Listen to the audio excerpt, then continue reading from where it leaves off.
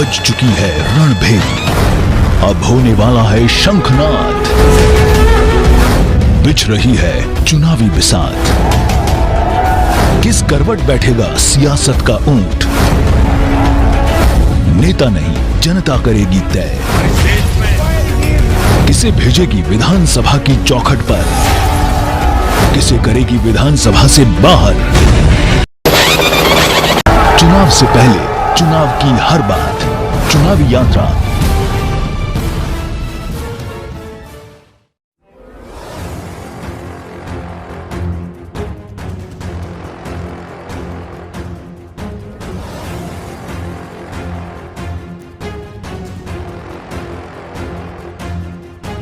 मुद्दों को लेकर तो हम यही जाएंगे। देखिए, रोड नाली प्रणाली सब जो है जो नहीं बने हैं। आज आज़ादी के बाद से बहुत पुरानी विधानसभा है पश्चिम, आज तक कोई इस क्षेत्र में काम नहीं हुआ। पानी पीने की समस्या, पानी निकासी की समस्या है, तो बहुत समस्या यहाँ पे हम किसको कौन कौन सी समस्याएं गिनाएं। ब्राह्मण समाज और दलित समाज, यादव समाज, जितने समाज यहाँ पे हैं करीब लगभग हमारे साथ। क्योंकि हम जाति आधार मानते ही नहीं। हमारा गांव जो है चंदिया मोड़ ग्राम सभा है, हमारा अकेला घर है वहाँ पे।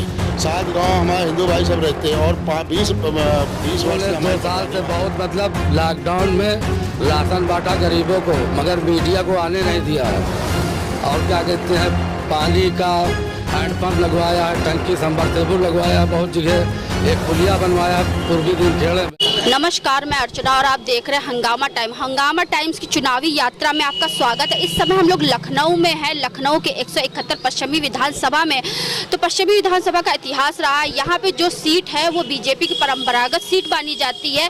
आज़ादी के बाद जब भी चुनाव हुए हैं तो यहाँ पे सबसे ज़्यादा जो वोट आए हैं बीजेपी के लिए ही आए हैं और बीजेपी ने ही कई बार बढ़त करके यहाँ पे कामयाबी हासिल करी है। तो हमारे बीच प्रत्याशी बसपा से प्रत्याशी कायम रजा खान है, तो जो कि यहाँ के मजबूत दावेदार है। और 2022 के चुनाव जिस तरीके से सर पे है, 23 फरवरी को लखनऊ में चुनाव होने वाले, चौथे चरण में चुनाव है। तो क्या तैयारी और यहाँ पे जो चीज अभी तक विकास नहीं हुआ उस विकास को लेकर के वो क्या कहना चाहेंगे और उनके प्रमुख मुद्दे क्या रहेंगे, किन बातों को लेकर के वो जनता के बीच में उतर रहे हैं। आपका स्वागत है सर जी। नमस्कार जी। तो किन मुद्दों को लेकर के आप आम जनता के बीच में उतर रहे हैं? देखिए, मुद्दे आप देख लिए, रोड का हाल देख लिए। रोड का हाल तो हम देख रहे हैं, क्योंकि हम यहाँ से आए तो हालत बहुत बेहाल है, जो कि यहाँ की आम जनता ने बताया। शिक्षा का बहुत बड़ा मुद्दा यहाँ पे है, सड़कों का मुद्दा बहुत बड़ा है। तो उन मुद्दों को लेकर के आप किस तरीके से आम जनता के बीच में उतरेंगे? देखिए, मुद्दों को लेकर तो हम यही जाएंगे। देखिए, रोड नाली प्रणाली सब जो है जो नहीं बने हैं। आज आज़ादी के बाद से बहुत पुरानी विधानसभा है पश्चिम, आज तक कोई इस क्षेत्र में काम नहीं हुआ। पानी पीने की समस्या, पानी निकासी की समस्या है, तो बहुत समस्या यहाँ पे हम किसको कौन सी समस्याएं गिनाएं। तो आज तक कोई काम नहीं हुआ। जितनी सरकारें बनी पिछली, बहन जी की जब 2007 से 12 तक बनी थी, तब इस क्षेत्र में सीवर का काम हुआ था। उसके बाद जो है 12 से 17 तक सपा सरकार रही, सीवर में हाथ नहीं लगाया। भाजपा सरकार 5 साल बीत गए, उसने भी हाथ नहीं लगाया। जैसे तैसे सीवर पड़ा हुआ है। तो सबसे समस्या बड़ी जो यहाँ सीवर और पानी की निकासी की है। तो ये जो क्षेत्र है आपका 171 पश्चिमी विधानसभा, सबसे ज़्यादा अल्पसंख्यक यहाँ बहुत ज़्यादा, साथ में ब्राह्मण भी हैं और यादवों का भी वोट बैंक है। तो कितने लोग ब्राह्मण और यादव और अल्पसंख्यक आपके साथ रहेंगे? देखिए, हमारे सर्व समाज हमारे साथ है। ब्राह्मण समाज और दलित समाज, यादव समाज, जितने समाज यहाँ पे हैं करीब लगभग हमारे साथ में हैं। हमारे साथ प्रचार प्रसार में लगे हुए और तन मन धन से कह रहे हैं कि भैया हम तुमको जिता के लाएंगे। क्योंकि देखिए, जो उत्तर प्रदेश की राजनीति उसे कहा जाता है जातिगत, जाति के वोट, जाति के आधार पे ही वोट मिलते हैं यहाँ पे। हमने आम जनता से यहाँ पूछा, 2 साल से आप लगातार आम जनता के बीच में उतर के कार्य कर रहे हैं, कहीं वोट आते आते जाति आधार पे तो कहीं भारी तो नहीं पड़ जाएगा? देखिए, हम जाति आधार मानते ही नहीं। हमारा गांव जो है चंदिया मोड़ ग्राम सभा है, हमारा अकेला घर है वहाँ पे। 7 गाँव हमारे हिंदू भाई सब रहते हैं और 20 वर्ष से हमारी प्रधानी वहाँ चल रही है। मतलब 4 बार हम वहाँ के प्रधान रह चुके हैं, तो 20 साल थे। और आप समझ लीजिए, अगर हमें जातवादी वाली होती तो हमें हिंदू भाई की वोट देता। हमारा जातवाद से लेना देना नहीं है। हमारे भाई से भाई कंधे से कंधा जोड़ के चलते हैं। हर मुसीबत घड़ी में खड़े होते, वो हमारे खड़े होते, हम उनके खड़े होते। तभी आप समझ लीजिए 150-200 वोटों से चुनाव हम जीतते हैं। लोग प्रधानी में 150-200 वोट पाते हैं, हम 150 वोट जो है 150-200 वोट पा के जीतते हैं वहाँ चुनाव।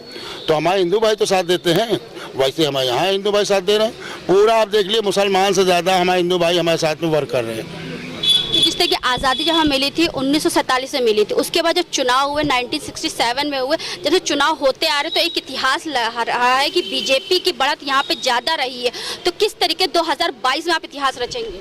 देखिए बीजेपी की बढ़त इसलिए ज़्यादा रही है कि माने वो मरहूम लालजी टंडन रहते थे तो उनके पास भी भेदभाव नहीं था। वो सर समाज को लेके चलते थे, मुस्लिम हिंदू सबको लेके चलते थे, कोई भी जाता था उसको काम करते थे उनका। तो टंडन जी पास नहीं था मतलब वो कि जातिवाद लेके, तो हर समाज उनको वोट करता था, इसलिए यहाँ भाजपा की सीट निकलती थी। अब जब से उनका देहांत हो गया तब से यहाँ पे बिखराव हो गया, क्योंकि अब यहाँ हिंदू मुस्लिम करने लगे, लेकिन अब हिंदू मुस्लिम वो भी अब की इस पंचवर्षीय में ख़त्म हो जाएगा। सबसे बड़ा मोटिव रहेगा युवा के लिए रोजगार, तो रोजगार के लिए क्या तैयारी रहेगी? देखिए यहाँ बेरोजगारी तो बहुत है, यहाँ पे ज़्यादातर काम कारीगर दोजी वाले कारीगर है, जो हथकर का कारीगर, काम आजकल है नहीं, सब मशीन का दौर आ गया। तो हम चाहेंगे हमारी सरकार जब बनेगी 2022 में तो एक उद्योग फैक्ट्री यहाँ पर लगाई जाए, जितने हमारे ये कारीगर वगैरह हैं तो काम पा सके। जो जैसे सरकारी सर्विस में लोग रखे जाते हैं तो इनको एक फैक्ट्री खोल के उसमें काम दिया जाएगा, जो सरकारी सर्विस में तनख्वाह मिलती है उनको तनख्वाह की दिलाने का काम करेंगे। अभी तक जैसे मायावती ने तो अपने प्रत्याशी उतार दिए हैं 71 से, लेकिन अभी बीजेपी का नहीं उतरे हैं। सपा से भी अभी आजकल में ही क्लियर हो जाएगा। अगर सपा और बीजेपी अपने प्रत्याशी उतारती है तो अल्पसंख्यक यादव और ब्राह्मण क्या बट जाएंगे या नहीं बटेंगे? देखिए अल्पसंख्यक हमारे मुसलमान भाई हमारे साथ में है, हर बिरादरी करीब करीब हमारे साथ में है।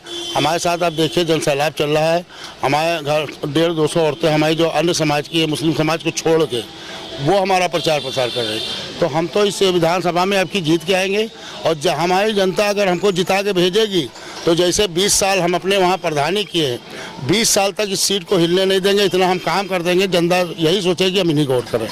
और भी कुछ आम जनता है उनसे हम पूछेंगे। तो भाई साहब कहाँ से हैं? हम यहीं रहते हैं। तो क्या इस बार पश्चिम में सूर्य उदय होगा या अस्त होगा? कायम रजा खान आएंगे कि नहीं आएंगे? आपके कायम रजा खान आएंगे।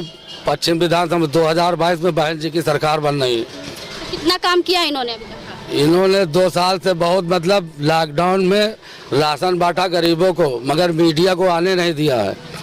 और क्या कहते हैं, पानी का हैंडपंप लगवाया है, टंकी सबमर्सिबल लगवाया है, बहुत जगह एक पुलिया बनवाया है, पूर्वी दिन खेड़े में रोड का निर्माण किया है, जो अभी है नहीं, और जो मौजूदा में आ जाएंगे 2022 में तो बहुत काम करेंगे।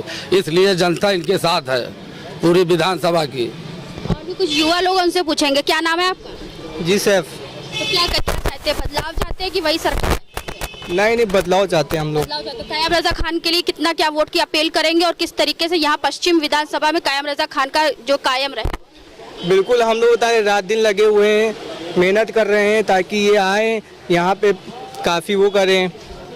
तो जिस तरीके से आज हम लोग आए थे आपके लखनऊ में ये चुनावी यात्राओं को लेकर, क्योंकि लखनऊ में 9 विधानसभा सीटें, तो इतिहास रहा है जो लखनऊ की पश्चिम विधानसभा ये बहुत मेन मानी जाती है, बीजेपी के लिए मेन मानी, क्योंकि उनका इतिहास रहा है और परंपरागत सीट मानी जाती है। तो यहाँ की जो सड़कें आप देख रहे हैं किस तरीके से हालात खस्ता है, तो यहाँ पे बहुत से लोग ऐसे भी जिन्होंने बताया 2 साल से कायम रजा खान यहाँ पे लगे हुए हैं और आम जनता के बीच में उतर के धरातल पे कार्य कर रहे हैं। विधायक बनते हैं, विधानसभा जीतते हैं, विधानसभा चुनाव जीतते, फिर विधायक बन के वो अपने घर का ही कार्य करते हैं। लेकिन इस बार देखना है 2022 में क्या होता है, परिवर्तन होता है कि किस तरीके से कायम रजा खान 2 साल से पहले जो कार्य कर रहे हैं, अगर यहाँ पे विधायक बनते हैं तो जनता के लिए फिर से वो काम करते हैं। तो इसी के साथ मैं अर्चना आपसे जय लेना चाहूंगी। धन्यवाद।